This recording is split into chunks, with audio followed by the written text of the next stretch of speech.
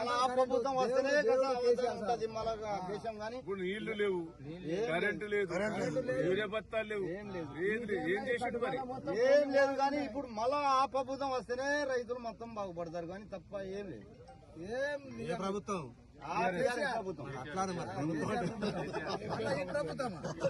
ఈ ప్రభుత్వం నేను కావాలనే కాలు వెంబడి దిగుతాను. పోయినసారి ఇంత కాలువకు రావుల్లో వచ్చి వాకొచ్చే వరకు నీళ్లు వదిలిపెట్టిండు.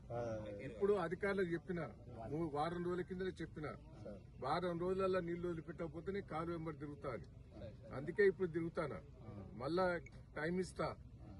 కాలువ నీళ్లు వదిలిపెట్టకపోతే పోయి ఆడ ధర్నా చేస్తా హైదరాబాద్.